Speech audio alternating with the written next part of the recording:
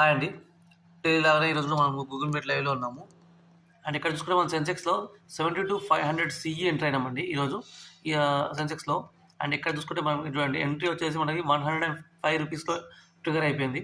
And stop loss వచ్చేసి 190 rupees అనుకున్నామండి. So 15 points stop loss. And ఇక్కడ చూడండి మనకి ఎన్ని పాయింట్స్ వచ్చినాయో.